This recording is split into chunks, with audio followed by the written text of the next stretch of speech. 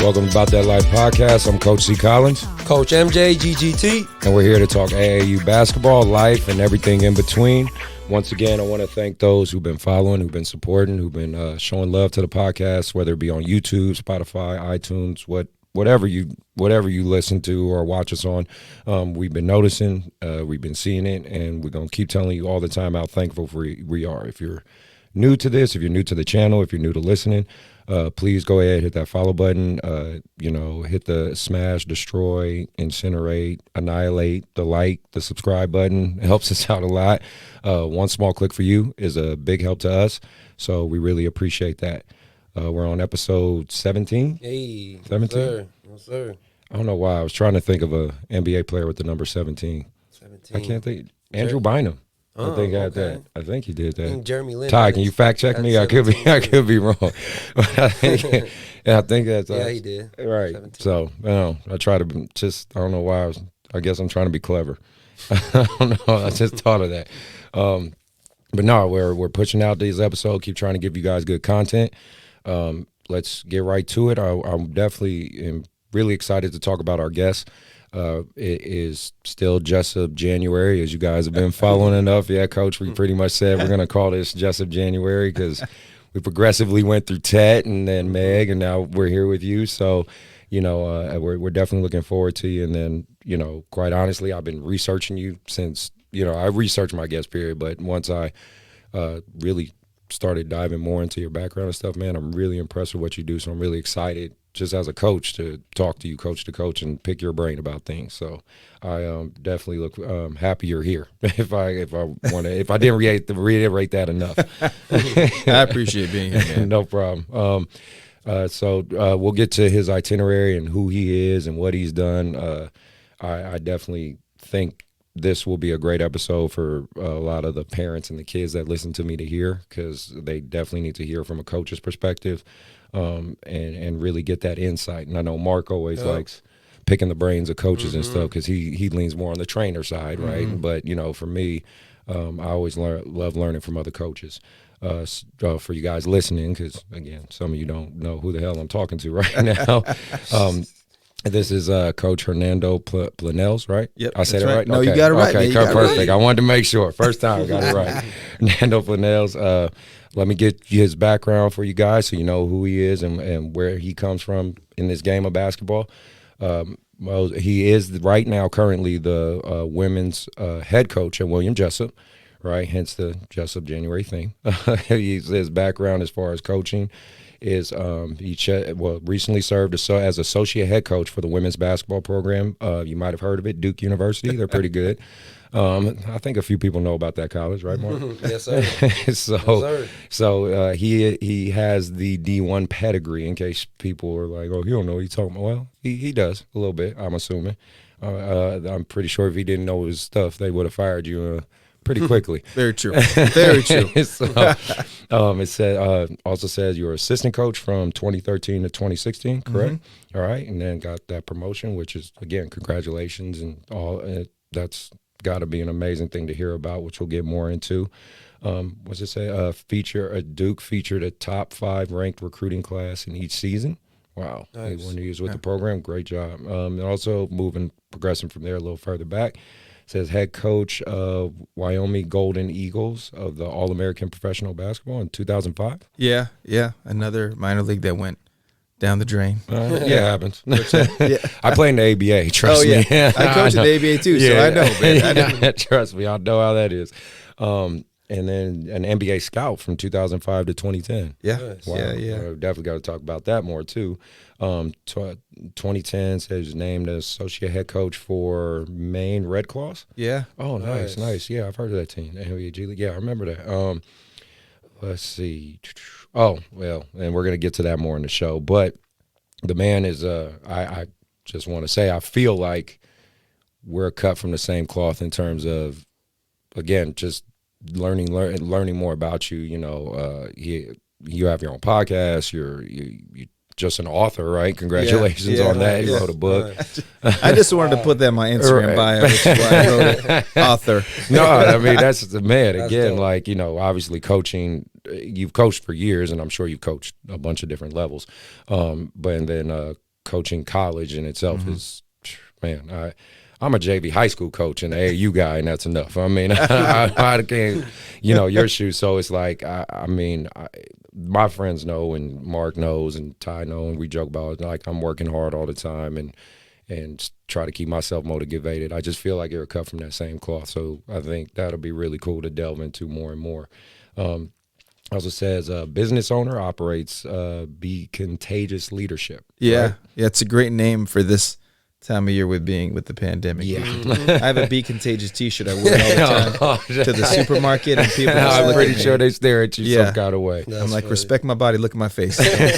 Stop looking at my T-shirt. I love that. Well, without further ado, thank you for being on the show. Yep, we do it all. I love this. A little clapping. I love it. Little crowd noise. Welcome. Let's get right into it. I want to ask you my first question. And like I told you prior to this, it's going to be kind of a general question, but I love everybody's answers, right? I wanted to talk about just your experience in basketball in general prior to the coaching, like, kind of what made you fall in love with it. You don't have to give me the detail every single step, but if you played AAU, kind of what was your AAU teams, if not one team, right? My team was Oakland Rebels. So, and just that transition and journey from, high school player, college player, and college coach, what I mean? Just tell me about that. Yeah. So I grew up in L.A. My mom sent me to an all-boys high school because she was like, you're not going to go to a co-ed school because you're not going to focus. I was like, all right. Did that. I always talk about my playing career. I was one of those guys that I think up until I was like maybe 25, I was like, no, I was really good. Okay. And then after like 25, 26, I was like, no, I was sorry. Like, there comes a point you're like, you're just not that good. But high school, we had a great high school team. We had 6 guys over 6'6", so I just threw the ball inside and I just ran the other way as those guys scored. That's an easy job. Went junior college because I wasn't very good in school, and then I played for about a year. When I say played, literally just on the bench. I love the white towel. I just wave it all the time with everything else. And really, after a while, you're just like, I just don't want to play anymore. Of course. Yep. And then you discover full-time work and you do all these different things. So that didn't work out. And then fast forward a few years later, I was a high school coach. And I honestly wanted to get into coaching because I love telling people what to do, right? So I get to dress up and tell people what to do. Right. This is what I want to do.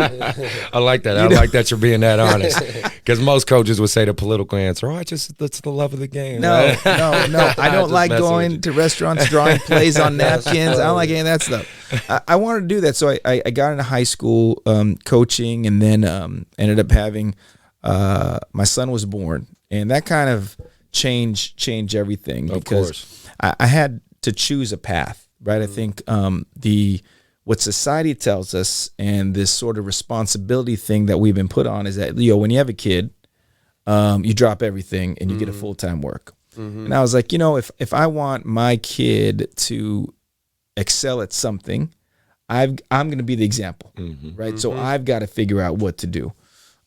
So I said, I'm just going to stay involved with sports. I don't care, basketball, whatever else it is, I'm going to do it. So I did training. But then I had to make money. So I was a mortgage, not a lender, but I don't know. I swindled people in getting loans. So I did that. And then I just jumped into like different things. I coached at a junior college.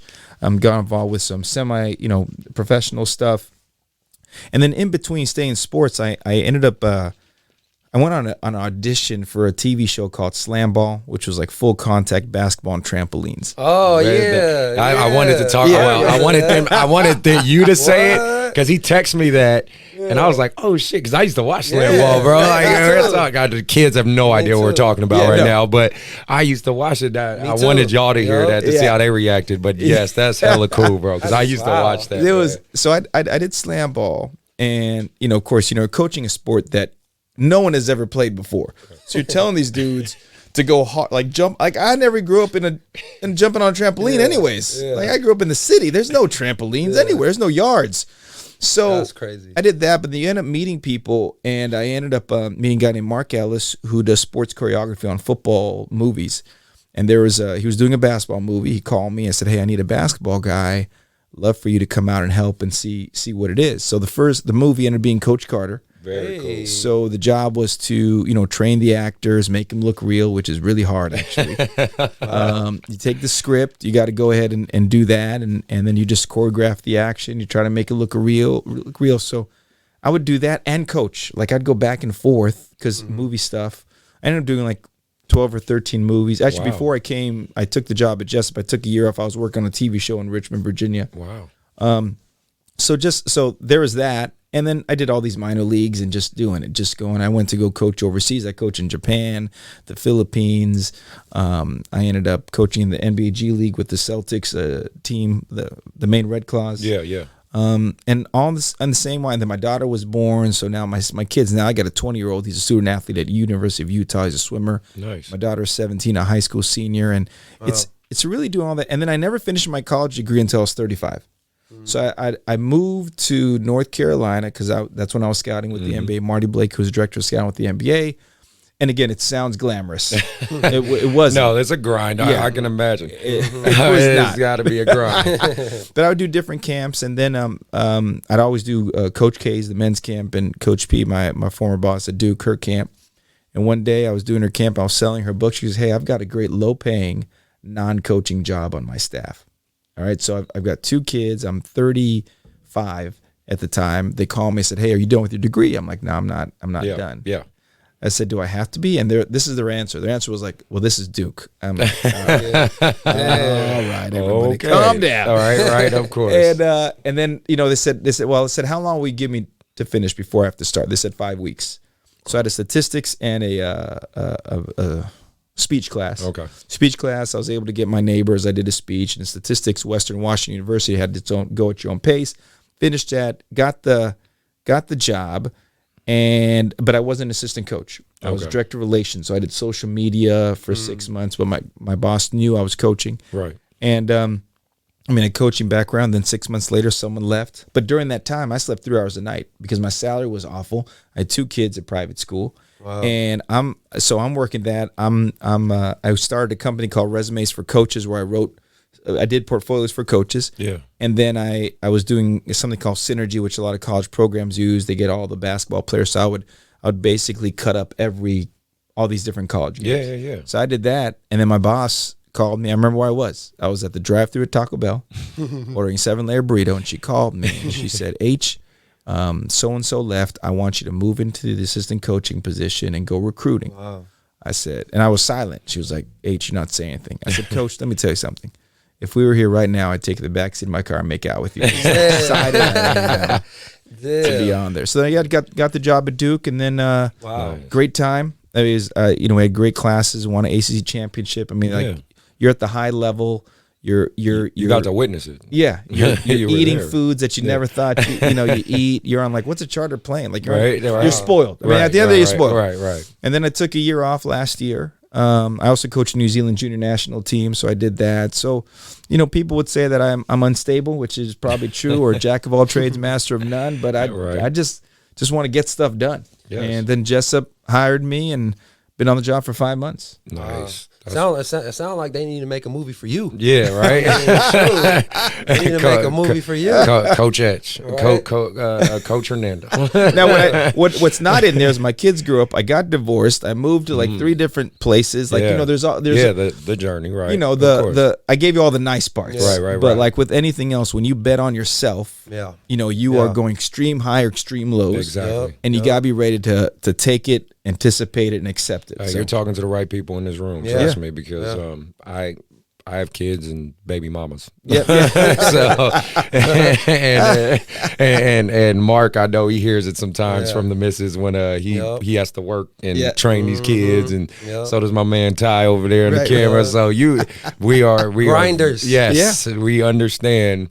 You got to work, but you still got a passion, and you're gonna go for it. But no, it sounds like a lot of things in terms of the stars aligned and some being in the right place, right time kind of worked out. So congratulations. But the other part too, I think you got to just have tons of faith. Yeah. Right. So my mom, I always joke around like she's either a Catholic one day or a born again Christian the other day. I don't know which one, but all I know is that she grew up like having my sister and I like recite Psalm 91, which basically like, yo, you're protected. Like whatever you do, no matter what, you could step on a snake, whatever, like you'll be good. Yes. So I always had that. Nice. Like, I get worried. I get like, oh man. Yeah. But for some reason, when you just keep, and you guys know this, when you just keep going and going and going, and then you adjust, and then you take a look at what's going on, and like, oh, I could do this, this, and this, then you're already doing more than others. And when you do more than others, then people all of a sudden like want to do what you're doing and jump on board. Wow.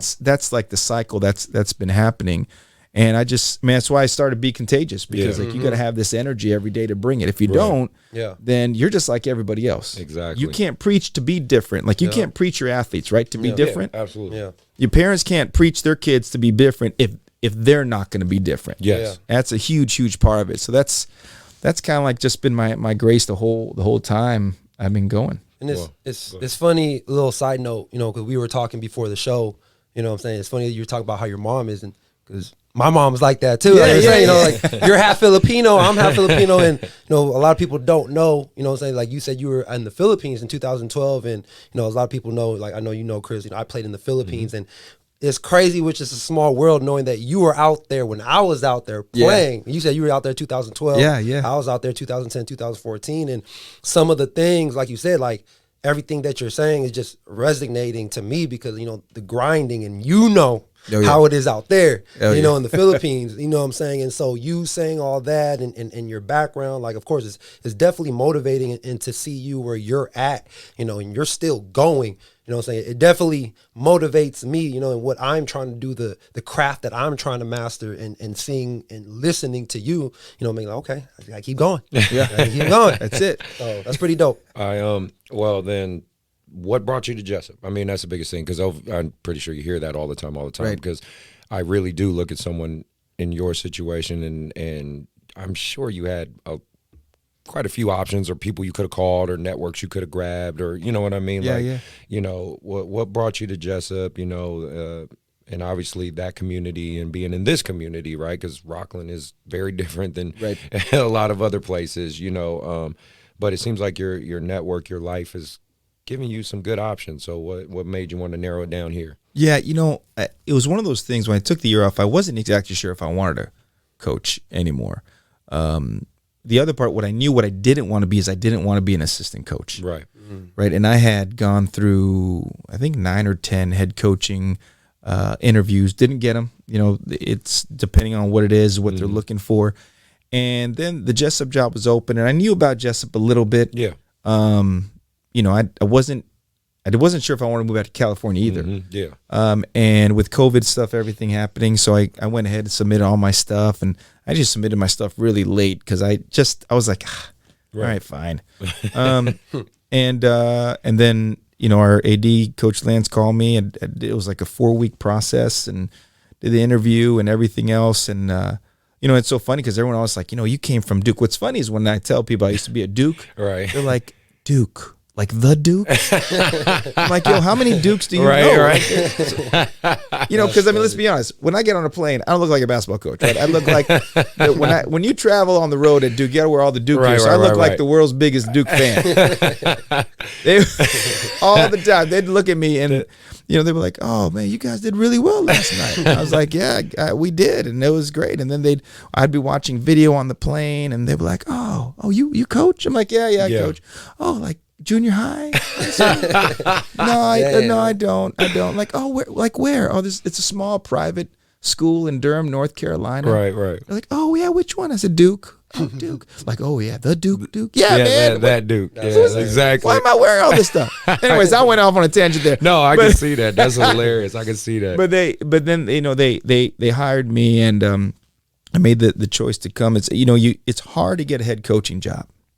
And it's when you're an assistant coach, like you can go to sleep at night. Like you're not the one with the main responsibility. True. Right. So as I want to do. I've been a head coach a long time ago. Haven't been a college head coach. I said, all right, let's roll the dice. Let's see what I can do. And I drove out here, dropped my son. I was driving, dropped my son. At the time he's going to University of Iowa. He's transferred because Iowa cut swimming out of their program. So I dropped him off at Iowa and drove all the way out here to Rockland. And then I got here. I'd never met Meg or Tet before. I talked to them on the phone. I got here at Friday, like around 6 p.m. Mm-hmm. Got up the next morning, met them at 8 o'clock at Jessup, and at 10 o'clock in the morning, I was out recruiting. Wow. The next day at a gym that I shouldn't disclose that they were open during COVID times. but yeah, you know, so Nice. and it's been great. It's been a great school. The ladies have been amazing.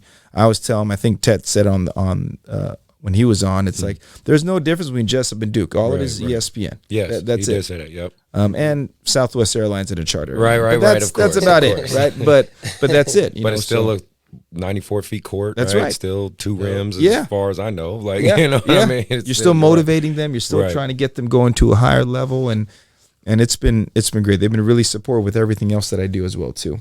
Very cool. Very cool. Well, that's what I was going to just say. How's that experience been? You know, you're the man. I mean, you're the, being the head coach so far. Was going to say your experience like the Jessup, I guess you would call it front office, right? The AD, the staff. Yeah. Just how has that been going for you? It's been okay? Yeah, it's been good. Stressful. I've gained 8 pounds since I've been here, and I don't know what I've been eating. But I'm like, man, my pants are tight. What is going on? So I think it's been good. I'm not, by nature, I'm not super organized. Okay. I'm really just like, we good can do this, I want to say good thing you have Ted on your staff. Yeah. Because he is. Yeah. Me and we're college roommates. So right. that's Okay. Yeah. Like I've known him and we're like really opposite if you couldn't tell. So it's a good thing you have him on your staff. Yeah. No, he'll do that. Ted and Meg are great with that stuff. Yeah. And I'm really a feel person. Mm-hmm. So even at Jessup, like we did not install our whole offense until December because I want to see what they naturally can do. Okay. Because I don't want to reinvent the wheel. What do you do? Well, great. All right. Well, let's enhance it. Let's move it. So it's the same thing with our practices. I write it on a piece of paper. I fold it on one end. They get a copy, if I remember to get them a copy.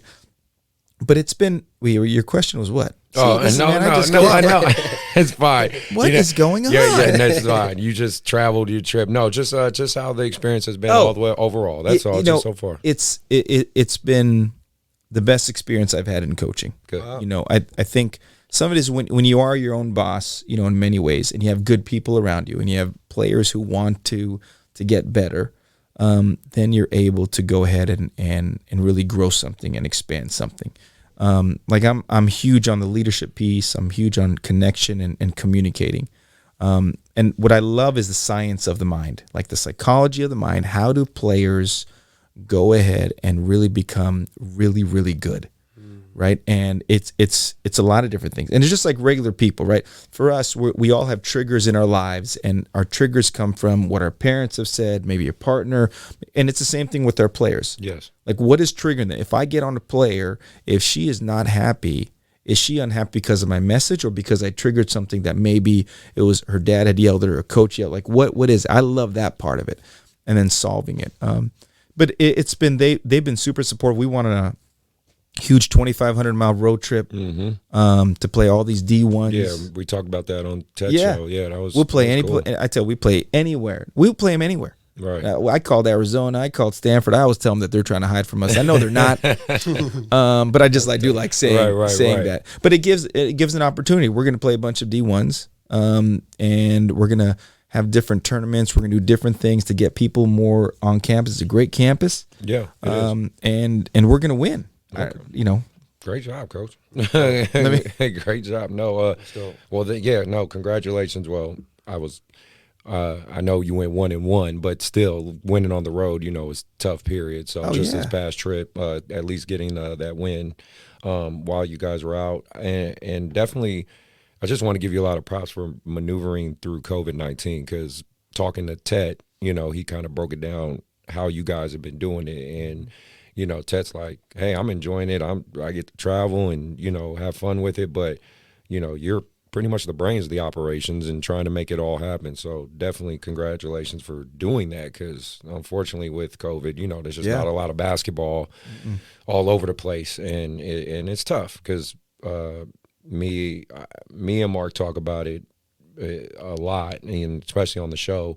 We see it at this level affecting more than anybody, because we deal with the grassroots level, right? The kids. We deal with the, you see YBA, all the kids we have in here. Like, I see it hurt them, you know what I mean? And, of course, it's not like they're going to bed crying every night. You know, they're crying to their Xbox or their PlayStation. I mean, but still, when they do that for like, you know, 2 months, you can see it really bothers them. You know what I mean? For 2-3 months straight to be told you can't do nothing, you can't go out. I think Mark's done an incredible job of maneuvering it as a trainer. You know what I mean? He's got his kids at the park. I see your videos. They got gloves and shit on. And yeah, man, we be out there 6 a.m. Yeah, it's 6 a.m. You got to do it. Right. Yeah. You got, and I think one of the things too, we've talked to other coaches, they've had a bunch of shutdowns because of testing. We've been very blessed. Like, we haven't had one COVID positive test.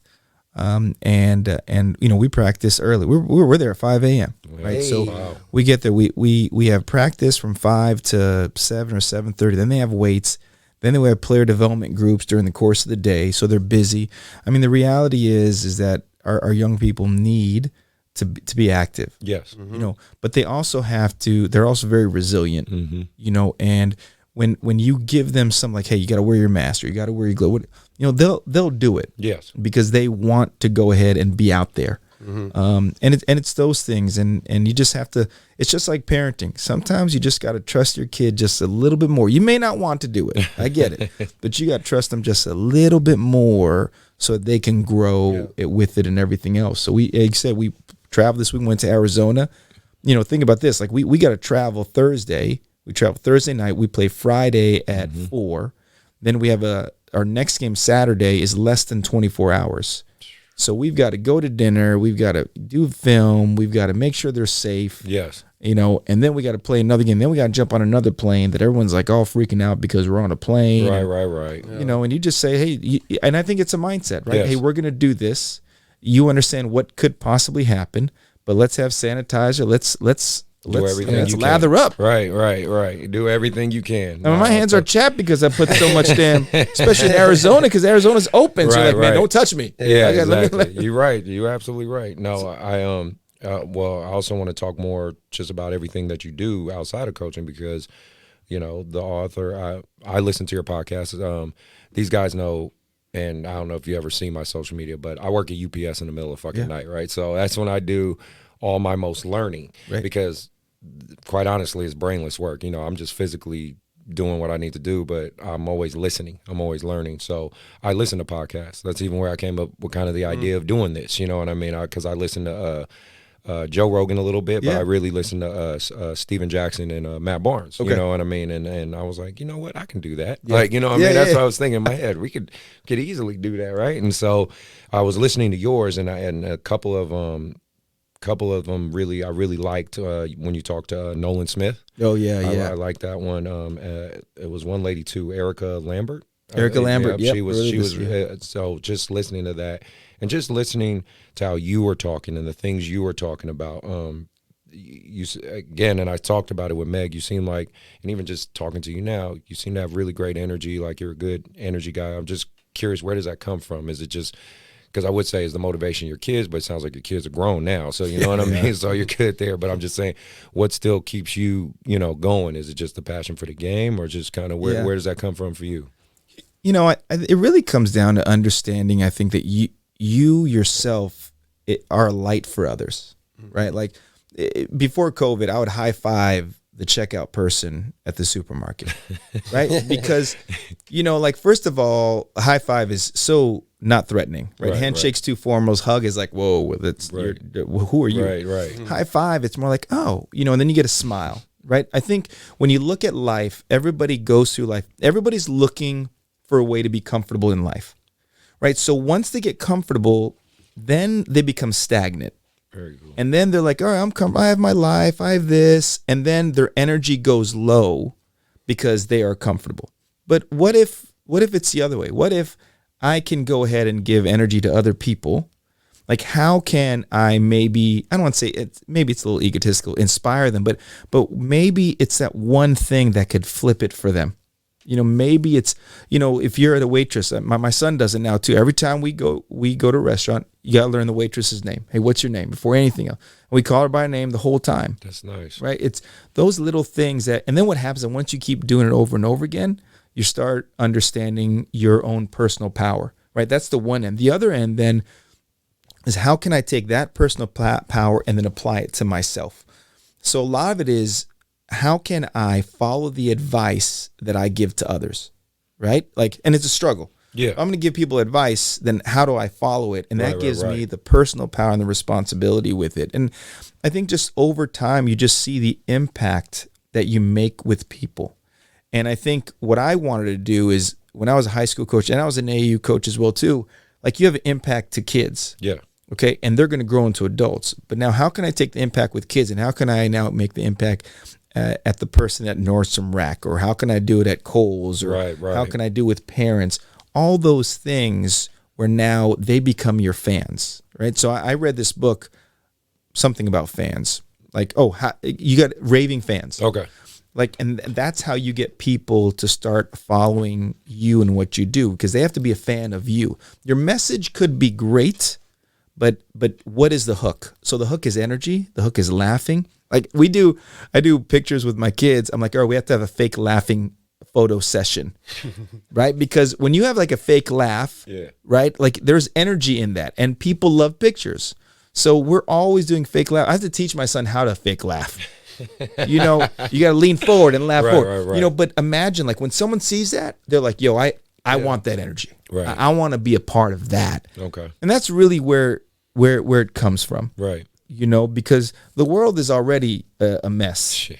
Yeah. You know, so why dwell on it? Like, I don't watch the news. Yeah. The only news I get is on Twitter. People think I'm crazy, but I'm like, I'm not going to watch that. I'll like the things that I want, but I get to control my life. And again, it goes back. How do I want my kids? My dad was 50 when I was born, so he was already a guy who didn't talk. Right? He was 50. He loved his glass of whiskey every day. Right? Didn't talk a whole lot. Man. He's grown. You know, but I know that I was like, no, I love my dad, but I want to be different than that. And that's the long answer, but that's how I try and live.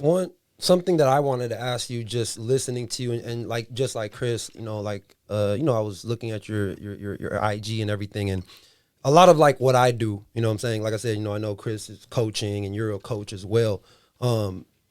You were just talking about how trying to inspire people, and I noticed that you're big with the whole mindset, and and with what I do with GGT basketball, our motto is, passion, obsession, drive, and a lot of that I use that, from my past, of the struggle and the journey that I went through, playing JUCO and AAA, going to the Philippines and going through that grind, and I carry that on to the players that I train. And coming from you, in your opinion, like, I believe, right, and this is just how I used to always believe, even without any trainers or mentors, is I tell a lot of my kids, and I know that everybody's not going to make it, like, I believe, like, if I train a kid, and some of the things that we do, how we train, is go for the top, right? Mm-hmm. Some of the kids, like, everybody always says, I always hear coaches, you got to be realistic. Everybody's not going to make it to the NBA, and not everybody's going to go D1. And to me, I hate that. Like, and I know everybody's different, but me personally, I'm a type of person where, no, like, fuck that. Like,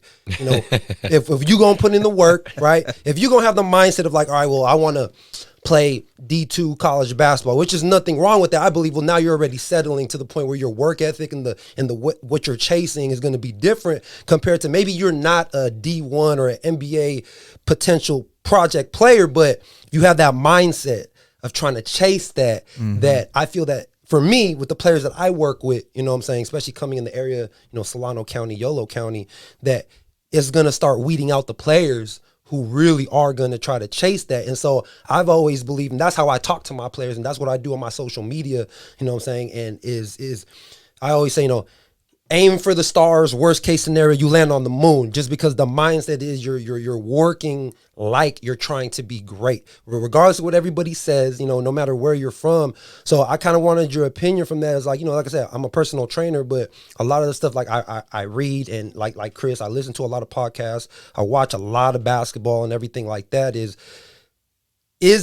you feel, is it all about being realistic, or yes, you should try to exceed your limits and everything, like, because that's how I kind of like with GGT basketball. That's what it's about. And I know a lot of people, a lot of kids some of them are kind of looking at me like, oh, okay, damn, I can't train for him because, I'm just trying to make the varsity team. You know, and with me, I'm like, nah, like, I have my own personal goals where, I'm trying to make dogs. Like, I'm trying to get kids out of here that actually make it. So I kind of wanted your perspective of that. Like, is it too much to think too big, or do you have to kind of be like with the norm and just, just be realistic? Yeah, no, So I think there's a few parts to that, that we could unwrap. I think the first part is understanding what inspires them. So I like to use the word inspire over motivation, because motivation is a feeling, right? And feelings come and go.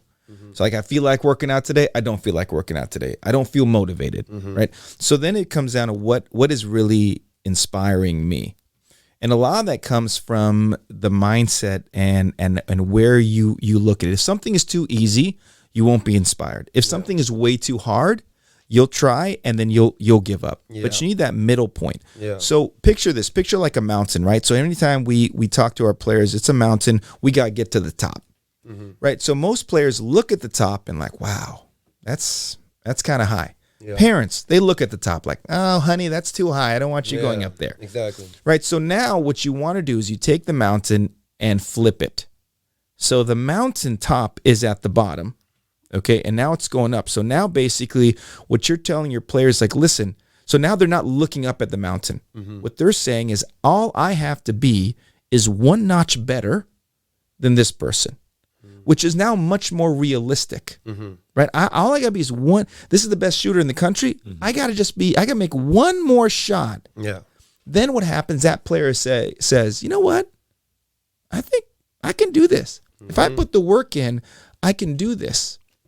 The other part why that's so important is because what happens that kids, athletes today, they are always comparing. And they're always comparing because mom and dad, you're comparing to, oh, this person got an offer, this person didn't get an offer, and your kids hear it.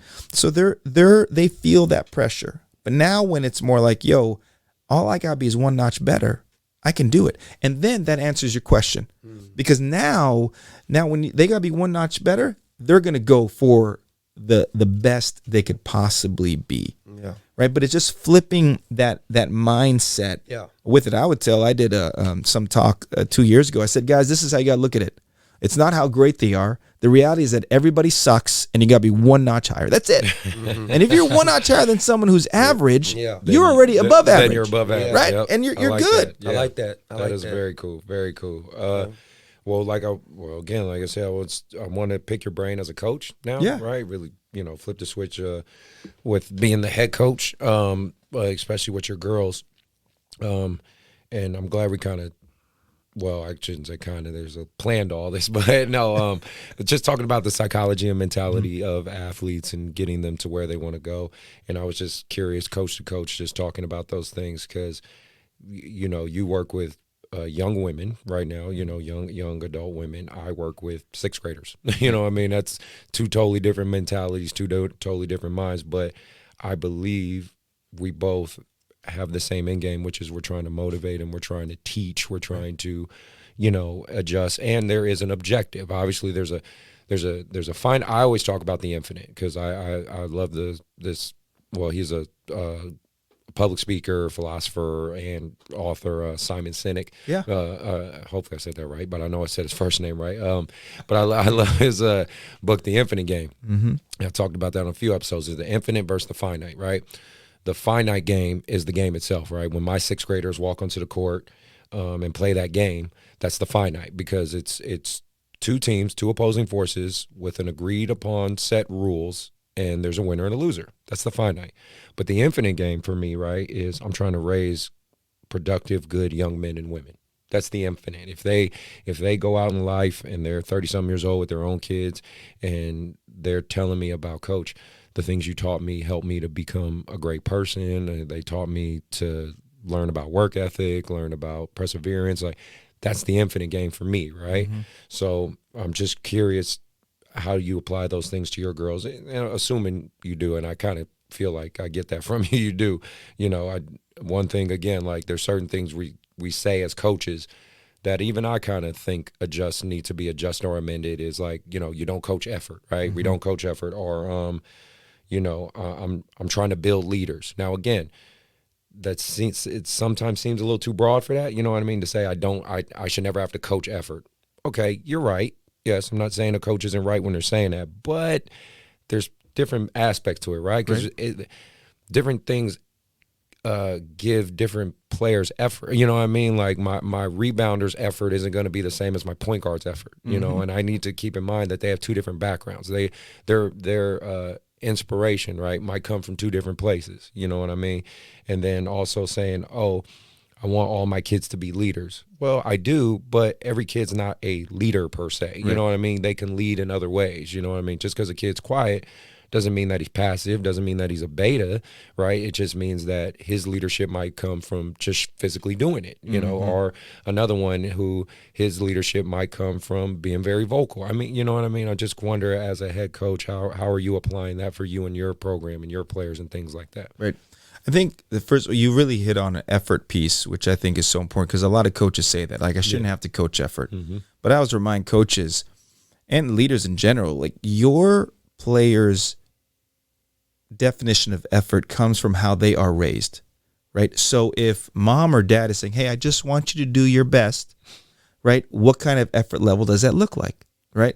And then when you have a mom or dad who is just like, you better run your ass off, that's a different effort level. Right. So then it's always like gearing your drills in some ways on effort and encouraging mistakes, right? So I don't know if Ted told you, we did this drill. Everyone does it. It's I don't even know what it's, we call it 42 and 2. I don't even know why we call it that, but it's a full court. You have like the team on one side, then you have two people with the ball, and you're running a weave, and then you have 3-pointers and then a layup, and you go back and forth. Okay. Right? So the goal is to make like 165 or 170 at the day. Well, it took them an hour 15 minutes, right? So an hour and 15 minutes, they got to get that. Now, what does that teach them? Well, first of all, you got to make shots. First of all, it's hard. And in order to get to that point, there has to be some sort of effort level, because it's timed for 3 minutes to get there. So that's teaching them that. We do another thing where we play full court games where based on how much time is left on the shot clock, that's your point total. So there's 24 seconds left on the shot clock and you made it, it's 24-0. Oh. Wow. So now what happens, the game could be like 150-8, but no one is ever out, because the team with 8 points can go ahead and score 24, 24, 24 or whatever, right. and now they're in it. So that teaches them resiliency, never giving up, that if they go even more effort, then you're going to conquer that. I'm stealing that drill. No, that's, it's I like that. No, I'm about to steal that. I like that. And then we do a Maryland shooting drill where there's 3 spots, and it's literally chaos. Ted has posted on his story where there's basketballs flying everywhere. People are cutting everywhere. And you're teaching them that you got to make the shot. If you don't, you got to go chase you on the rebound. Then you got to have the right effort to get back in line to do it. So it's all these things. Now, I get on the team for effort. We got to have better effort. Right. But now it's they're going hard. But then it's also understanding each player and what is their definition of effort, what is their definition of leadership, all those things. And I told Megan and Ted when I first got the job, like, you guys are assistant coaches, so how can you lead, right? Here's what you have to do. You have to be able to change behavior in the middle of a game, in the middle of a workout, to get them going in that direction. If you do not, then you are not being a good leader. Now, that does mean you're going to have to solve it, right? But that means you're going to have to, like, you got to inspire change in someone. If you're not inspiring change, then maybe it's not. And for me, I used to record myself in practice, so I listen. How much do I talk? How much do I not? And one of my players said, Coach, there's sometimes you get really upset and you just go off for like 10 minutes. And I was like, yeah, you're right. You're right. I should probably not do that. I'll bring that down. Right. So it's all of those things that I think combines together. But so we do too. We have a notebook of every single one of our players, and we write down the conversations and their behaviors on that piece of paper. So now we're able to attack it better. That's good. And one of that part of that is that there's a connection piece with it, because now when I'm able to bring something back from a conversation we've had before, they take it in 2 ways. They either will take it that I'm throwing it in their face, or I'm listening. And they'll usually take that I'm listening, and that means they'll be more present and noticing things more and more. Then the other part, what we do is that you have to notice your teammates. Yeah. Like if someone got new shoes, like, yo, I like your shoes. You know, you got a new shirt. Yeah. Like you say that, and then what happens? You're in the moment. You're no longer thinking ahead of time with that. And I'll give you one more thing. I apologize. The other part, we do visualization. Yeah. Right. So one of the things that we have found is that when you talk to players, like, hey, did you think about the game? Like, what'd you think about? Like, well, I thought about, scoring 30 points and making all my shots, right? Here's the thing. Your mind does not know the difference between a reality or fantasy. So if I keep saying that I'm going to make every shot, your mind believes that you did. And then what happens? You play a game, you miss your first 2 shots, and now your mind is in the shitter. Yeah. And then you're gone. So we visualize mismakes, visualize being yelled at by the coaches, visualize turnovers, visualize all these things when you get subbed out. So now you are already mentally trained to take it. So you're no longer sitting on the bench like, can't believe coach took me out, man. What's going on with this stuff? You know, you expect it. Yeah, you expect it, and you've already visualized it and actually lived through it, so that now you're so much better prepared for it. And these are some of the things that we've had to work really hard on. And really, my son and my daughter have been my guinea pigs. Right. So it's worked for them for the most part, and it seems to be working with the team a little bit. No, that's good. Well, and this goes back to what we were talking about with Ted and Meg, and I'm sure you heard the shows, but they had nothing but admiration and great things to say about what you're doing and how you're doing it. And you did say a short joke the last one. Yeah, you like that? You like that? I laughed at it. I stopped. I was like, that was pretty good. That's why I should stop probably drinking on the show, I guess. But I just thought, it's really cool to hear your perspective, because the really cool part is with your background, especially when because I do have a lot of parents, and especially YBA parents that listen to my show.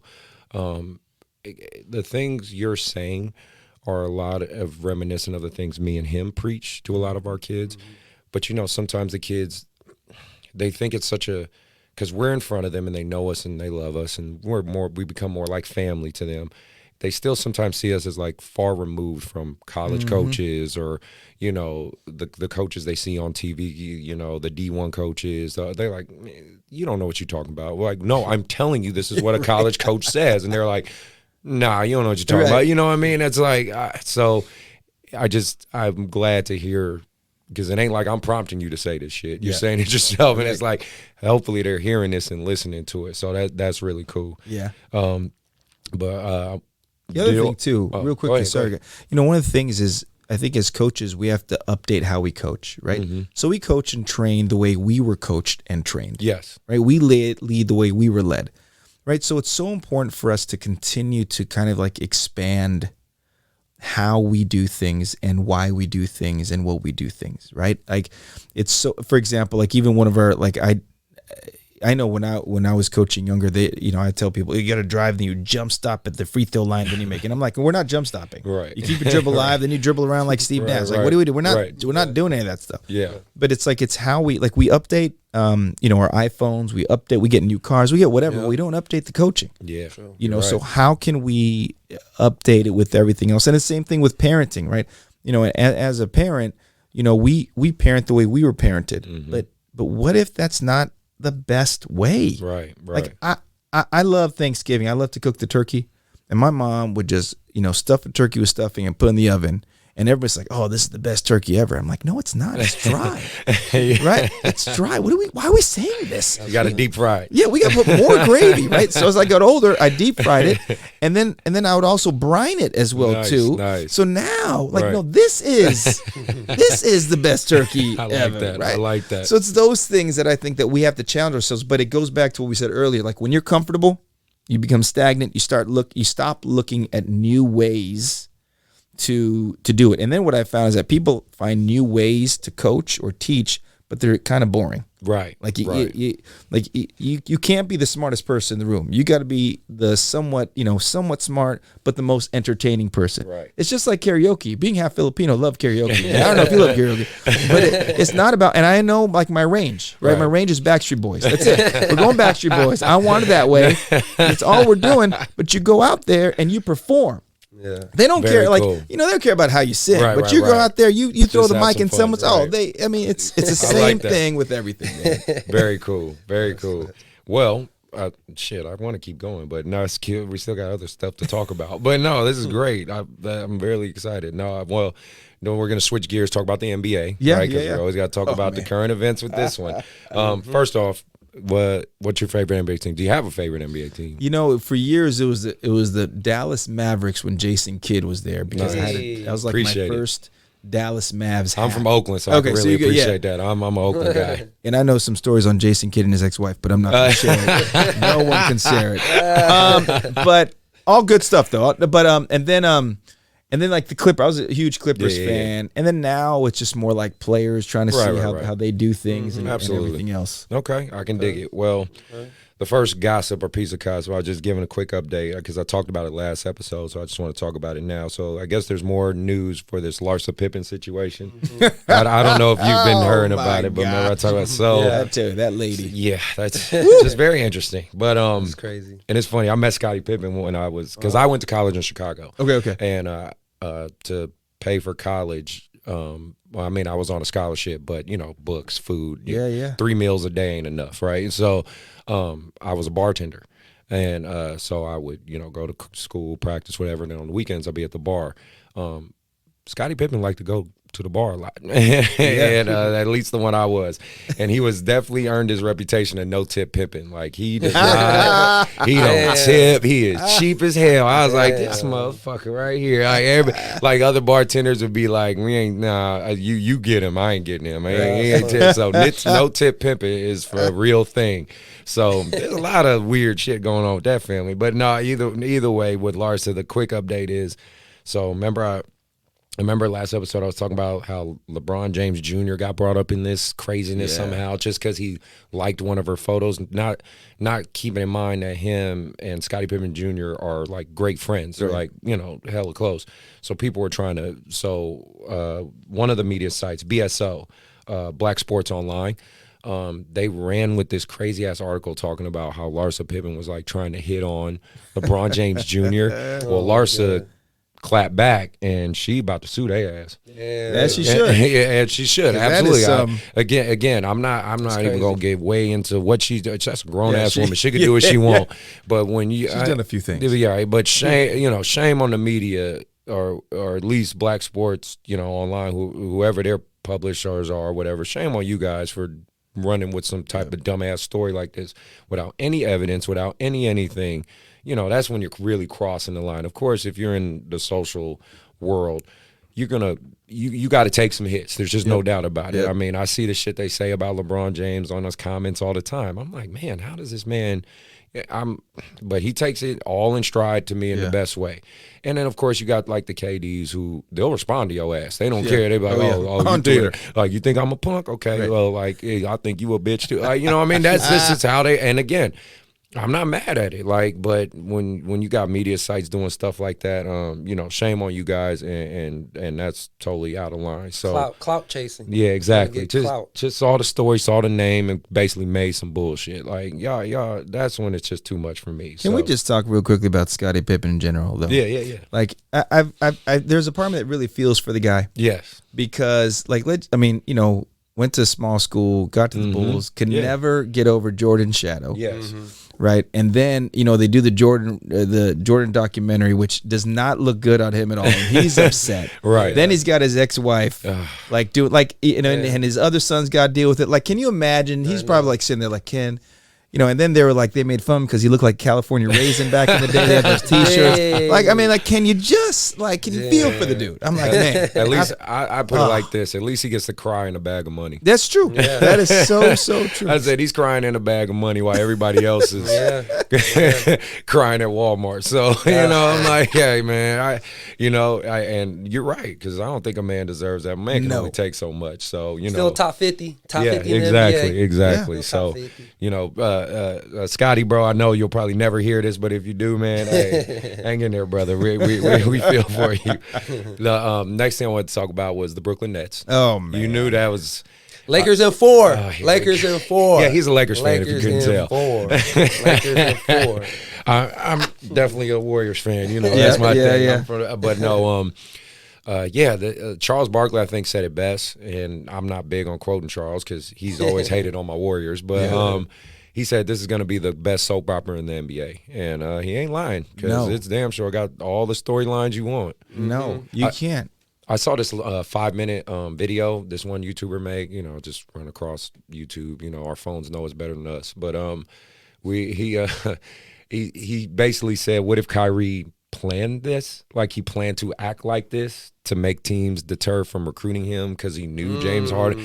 And again, I'm not saying the man ain't intelligent, but I'm like, interesting. I don't know. That seems like a stretch for me. Do you guys think it's possible Kyrie literally planned to act crazy like this to make teams not want to recruit him so James Harden can come?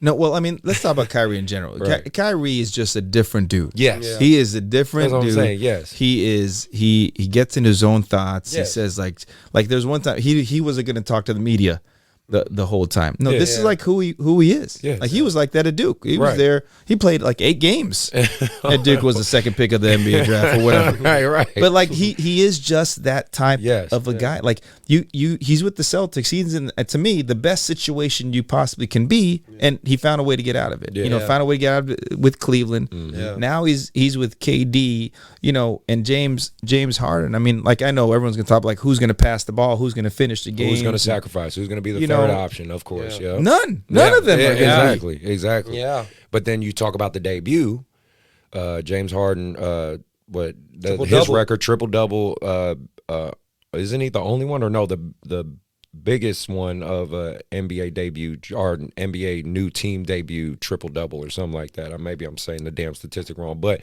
still, I mean, he had 32 something and then KD had 42. Yeah. I mean, But does the regular season even count? So that's why that was what I was going to They were just taking turns. All right, your turn, my turn. Paul George is a great regular season player. Oh, Yeah. absolutely. You know what I Absolutely. Oh, it's a regular season game. I'll put my money on him. Playoff? Nope. Nope.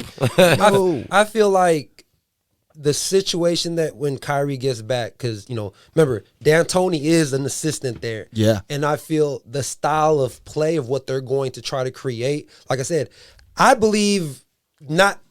think nobody's going to sacrifice. I believe the way D'Antoni and Steve Nash, I mean, I could be wrong, it's just going to be run and gun, all-star basketball. Those three are just going to score. And, I mean, that's what, from watching the game last night, I mean, it's only Orlando. Like I said, it was just a lot of my turn, your turn, my turn, your turn. Yeah. And if Kyrie gets in that, Kyrie, if you're looking at it on paper, Kyrie is supposed to be the third option. You got 2 MVPs. Like you said, Kyrie different. You know what I'm saying? So I don't think he's gonna be the Kevin Love, Chris Bosh. You know what I'm saying? No, he doesn't want that. Yeah. And I think what may end up happening is that, you know, D'Antoni is controlling that because Nash's first year NBA head coach. Yeah. And it's all based on personalities. Like D'Antoni loves Harden. Harden loves D'Antoni. So who's going to get the ball in game 82 playoffs? It's going to be Harden. It's going to be Harden and Durant, and Kyrie's going to be a spot-up shooter who's like, that's not my game. And he's, you know, that's just going to be, it's going to be so interesting. Yes. And then, there was 2 points to the 2 people that spoke on it that I thought was, I just thought they were pretty cool perspective. So I'll tell it to you guys and get your thoughts on it. Chris Broussard said, he said, I don't think the Nets are going to win the finals. He was like, he doesn't even know and he's one of the analysts I actually like to listen to and really respect. He was like, I don't know if they're going to make it to the finals. I don't know if they're going to win the finals. He's like, I don't have them beating the Lakers and LeBron.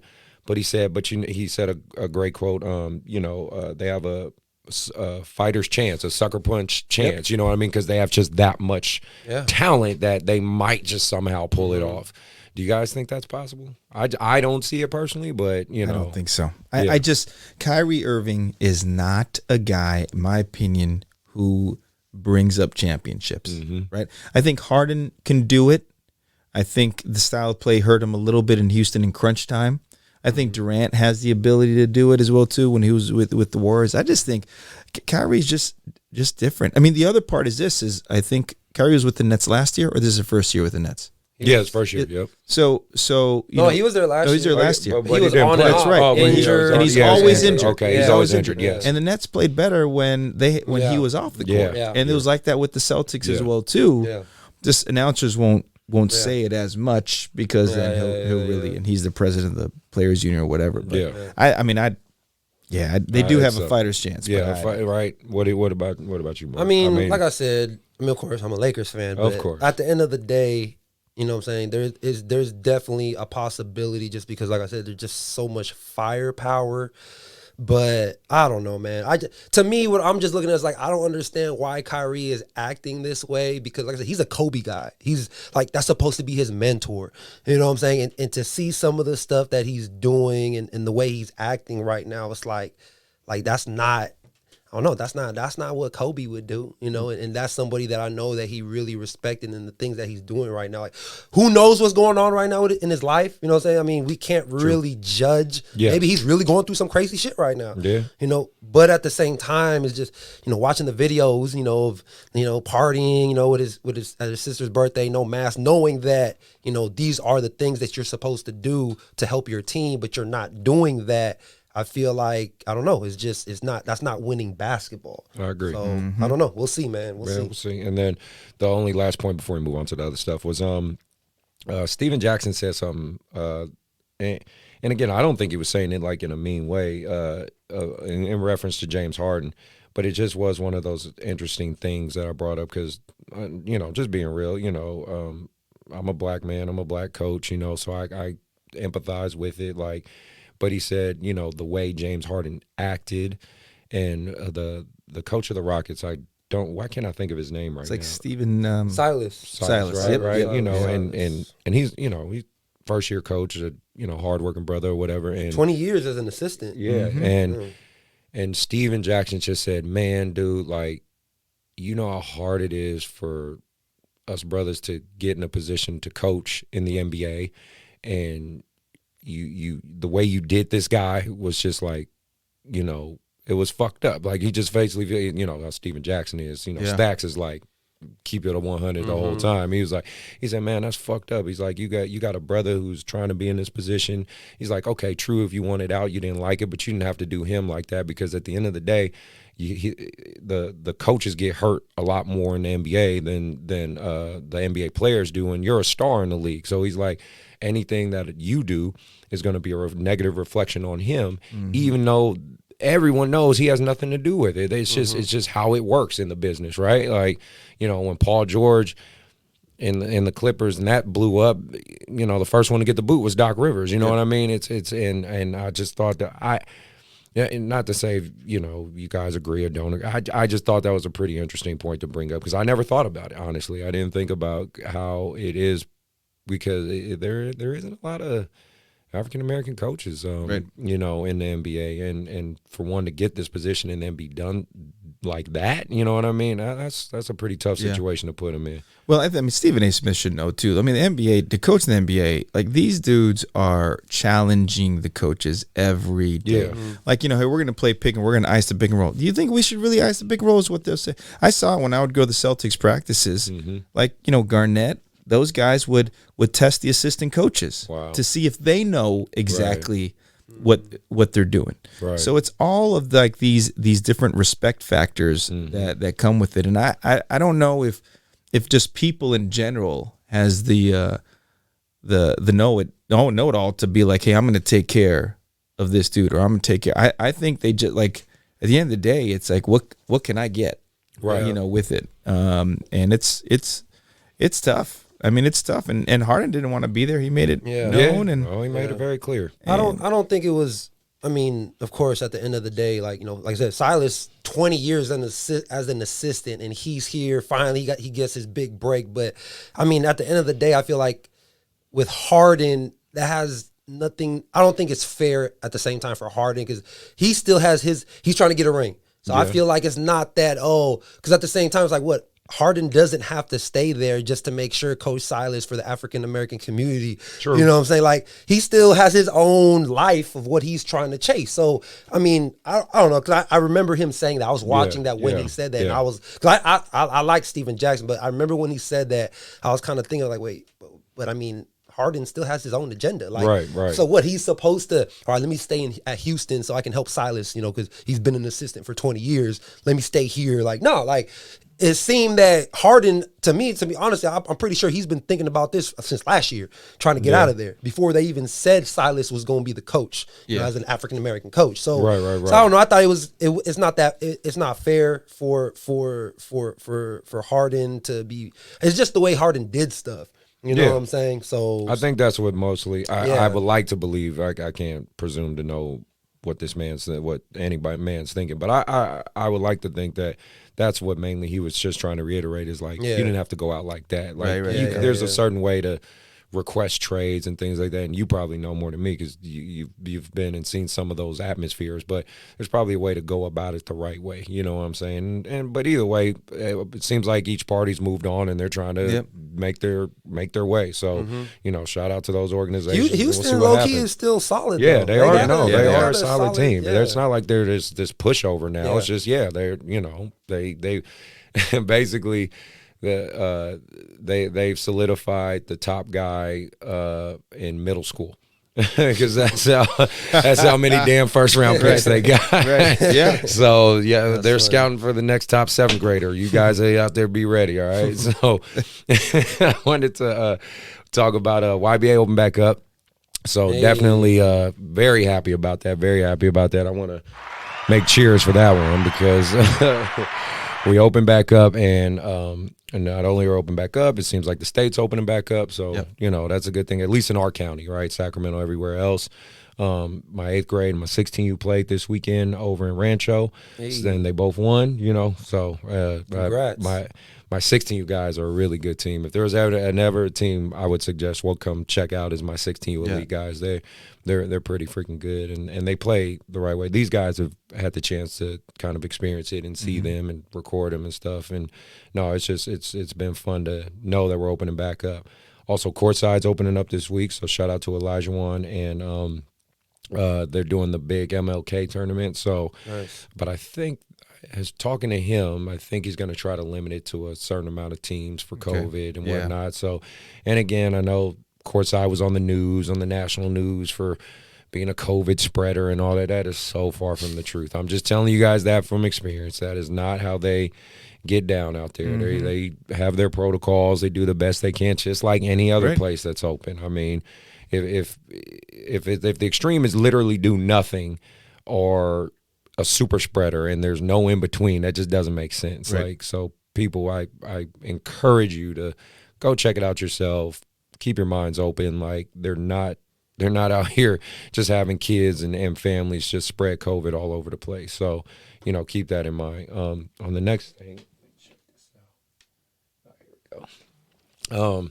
Next thing I want to talk about is high school. So CIF had said, I talked to one of my buddies who works at the CIF, that they're letting high school basketball happen in certain places. Really? I guess the way it's going to work is, I'm not sure if it's district or county, but they're saying you could play adjacent to your 2 counties or districts. I gotta make sure I got the wording right, because county is way different than district. But like, for instance, my school, Whitney, we couldn't play Sheldon. You know what I mean? That's too far out of our districts or county. But we can play like El Dorado Hills or Placer, or, you know what I mean? So at least that's something. And the season is probably going to be pretty short. I mean, I heard they're talking, some of them are saying a 10-game season. Some are saying 15-game season. You know, to me, I hope it happens for the seniors. You know what I mean? More than anybody. Obviously, juniors, like sophomores, juniors, for sure, freshmen, you won't be as affected as much, because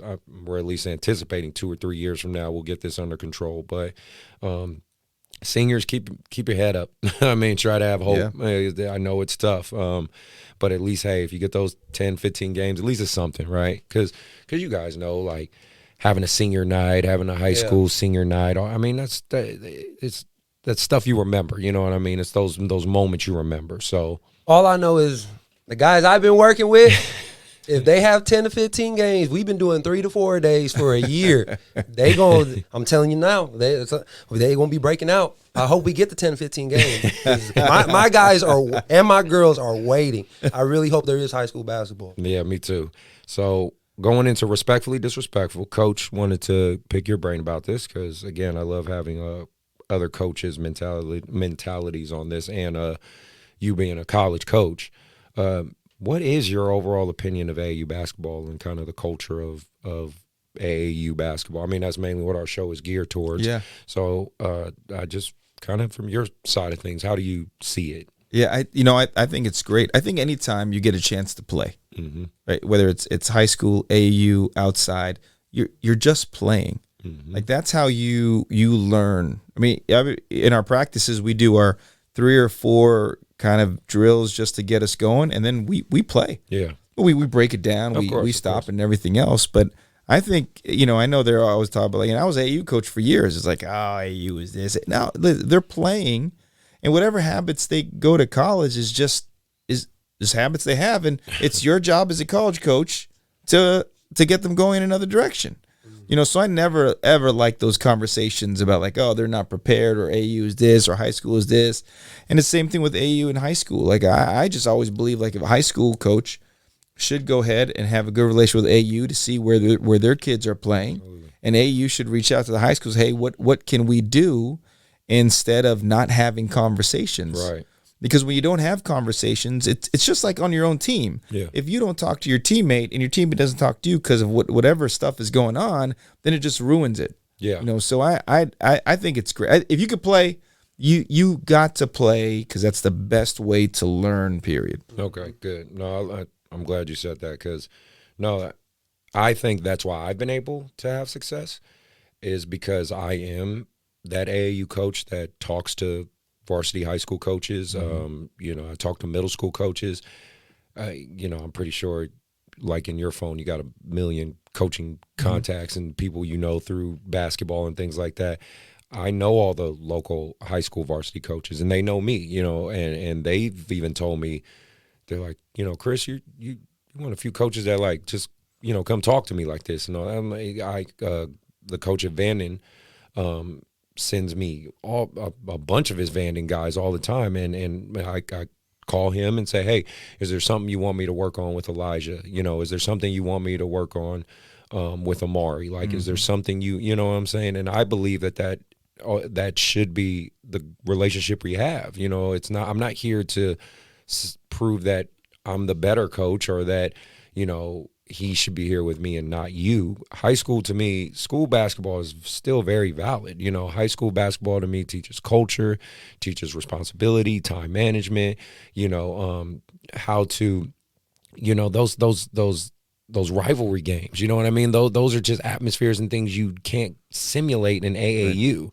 So I definitely am one of the type of people that I believe there's validity in both, but I do think both sides need to be able to work together because when I stepped into it, at least, there did seem to be this big wall between the high school varsity programs and the AAU programs. I don't know if you ever caught wind of that or saw it, but it used to bother me. It still bothers me, but I tried to break those barriers, which I've been lucky enough and successful to. Now the barriers I see is AAU programs with other AAU programs because there's like, 2 million of them every other weekend. So now you deal with a bunch of AAU coaches trying to be in a fight for all these different kids and families, and he's my kid. And I'm not. I don't get with that shit. It's just not me. You got any thoughts, Mark? I guess you're right. You know what I'm saying? I feel like a lot of the stuff that's going on in AAU, you know what I'm saying, is like what you said. As long as they're playing, right? As long as they're playing, as long as they're hooping. To me, I'm always looking at it from a development side. You know what I'm saying? The best way to get better besides working on your game and everything like that is playing. And I feel like the politics and the favoritism, that's in sports and in life. You will never, you know what I'm saying? It's always going to be like that. So, yeah. Okay. Well, the next thing I want to talk about was there's, and this kind of, me and you would probably see this more than you, Coach, but we were talking about one thing I've been noticing just kind of recent, and maybe it's just because of COVID, I don't know, but there's a lot of trainers opening facilities right now. Like, it's just weird. It's a Sacramento thing where a lot of basketball trainers are getting facilities. I don't know if real estate's opening up because COVID and people didn't make money, so they moved out these warehouses or got the hell out of. I know there's a mass exodus in California. Period. There's a lot of people moving out of California, and so trainers are getting these buildings. I don't know if they're getting government grants. I don't know. I'm just noticing more and more of, because I'm in that training basketball bubble culture, very similar to Mark, that I'm noticing it more and more. And I guess for me, I'm just my words on it to you guys from on this show is just be careful. It's a lot more responsibility than you realize, and quite honestly, with COVID, it's tough. Our facility here is taking a hit, and I don't know if you know my relationship with like Ken and YBA. So I'm co-director of YBA, but me and Ken are partners basically in this building. So if this building shut down, it really hurts me like it hurts him. You know what I mean? But the difference is Ken's retired and gets a good pension from UPS because he worked here for 30 years and stuff. And so it's it hits him a little less than it does me, right? Yeah. But my advice to you trainers and stuff out there, it's tough right now. So be careful with it.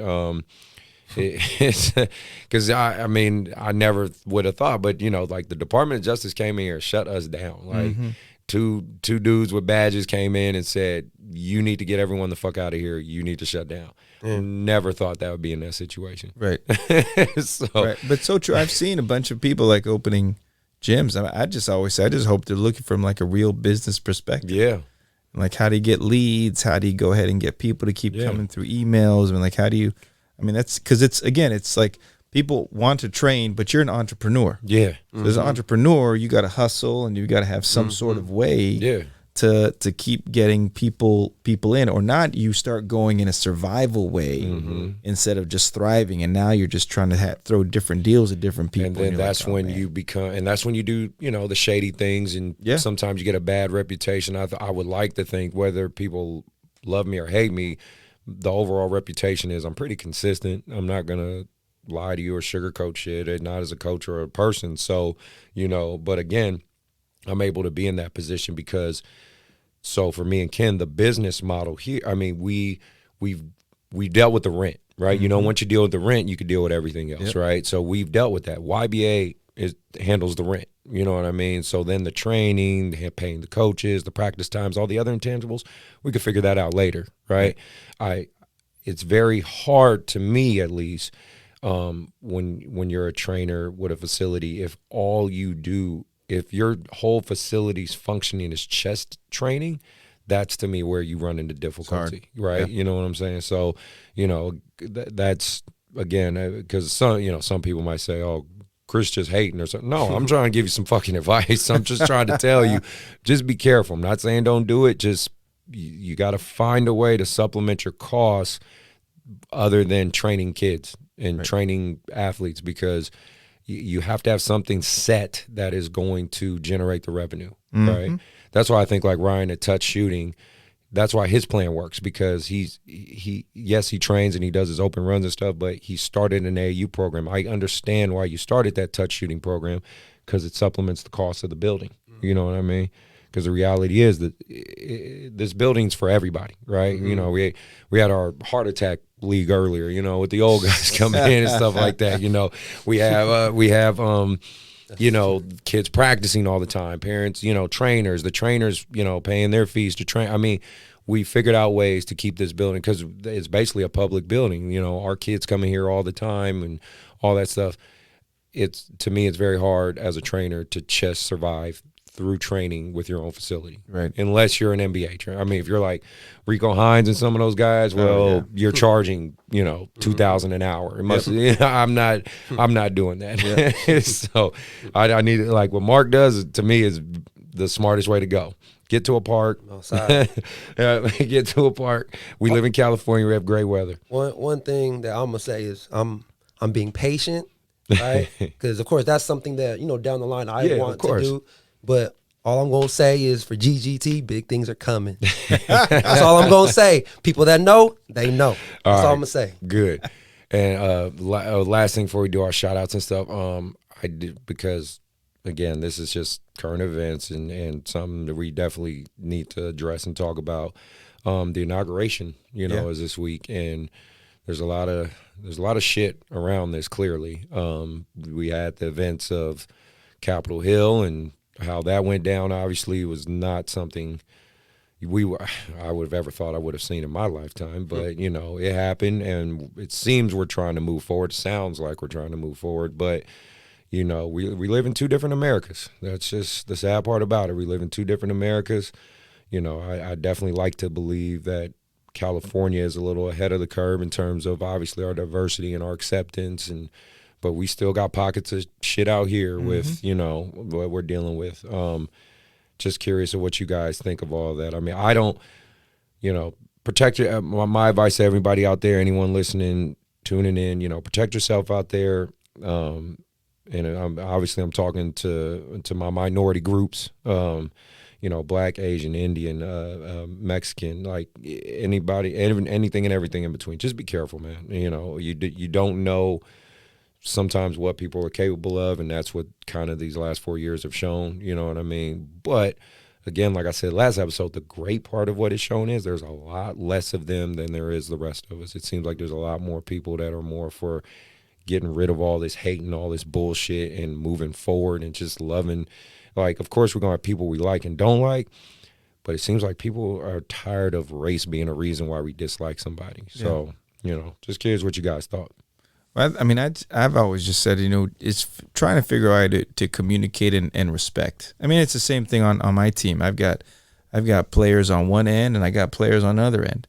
And, you know, what I've just found in general is that I may disagree with you, but I'm going to hear what you have to say, and you have your own reasons, right? But then the other part I've always said is like, what can I control myself with it? I may not agree, and living in Richmond, Virginia for a year, I lived a block away from a bunch of the protests, and my son and I at protests. We marched up and down, but we a block up where there were fires, there was all these different things, you know, going on. But then you really see how communication can really be a big thing, and how we can agree to disagree.